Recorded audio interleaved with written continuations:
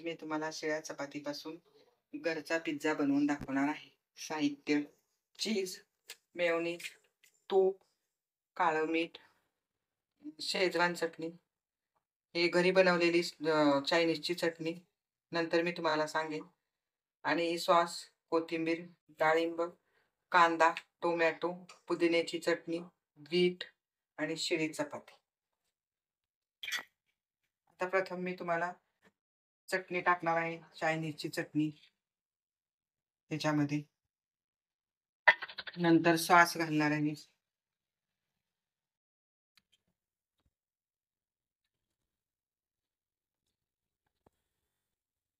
ही पुदिन्याची चटणी आणि ही कोथिंबीर. सगळ्याच्या अगोदर हे मी घालून घेणार आहे. मिक्स करून चपातीवरच मिक्स करायचं आणि हे चपातीवरच पसरवायचं. पूर्ण चपातीला पसरू द्यायचं. असं कोरडं कोरडं राहू द्यायचं नाही, कारण मुलं नाहीत खाणार. मग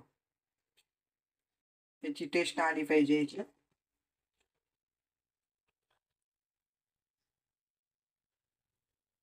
चपात्या शिल्लक राहिल्या की आपल्याला टेन्शन येतं. शिळं अन्न वाया पण जात नाही.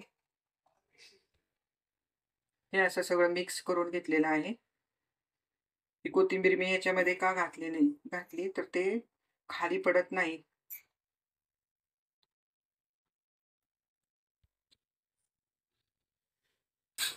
आता नंतर बीट घालायचं. हे बीट सगळीकडे पसरू द्यायचं.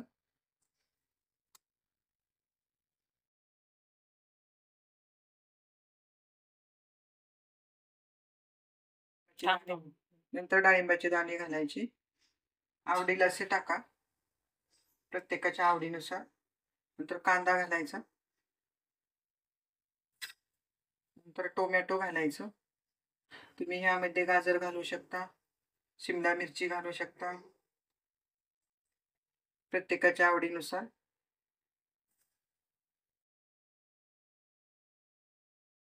मेयोनीज घालायचं.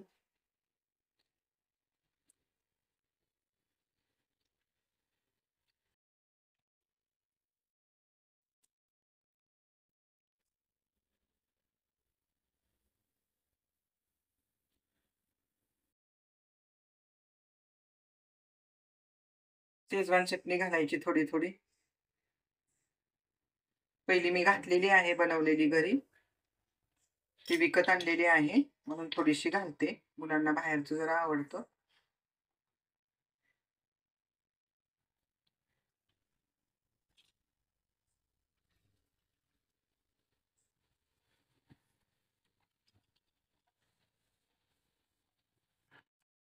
नंतर थोडंसं, अगदी थोडंसं काळं मीठ घालते ह्या कापलेल्या भाज्यांवर.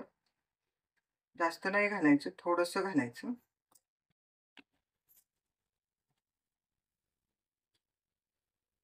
नंतर थोडंसं तूप घालते. बाहेरून पण तूप लागणार आहे आपल्याला. आतल्या साईडनं थोडंसं टाकते, जास्त नाही.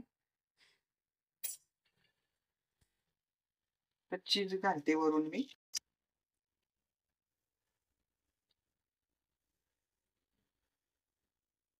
चीज आहे, बर्फामध्ये ठेवल्यामुळं असं कोरडं कोरडं झालेलं आहे.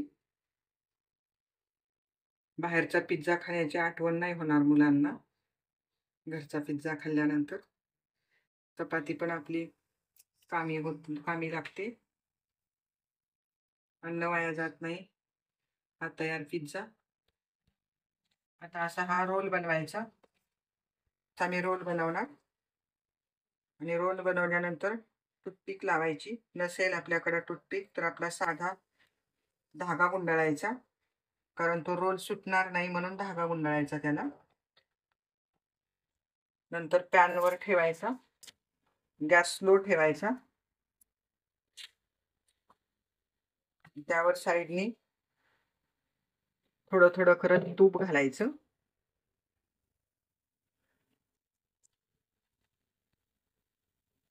आणि याच्यामध्ये खरपूस भाजू द्यायचा.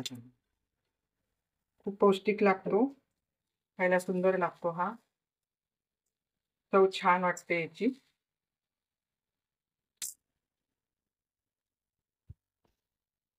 आता हा पिझ्झा बघा खरपूस भाजलेला आहे छान. भरपूर तूप घालून भाजायचं किंवा बटर असेल तरी चालेल, दोन्ही असेल तरी चालेल. तुम्हाला आवडल्यास अशाच नवीन नवीन रेसिपीसाठी लाईक, शेअर आणि सबस्क्राईब करा. आणि मला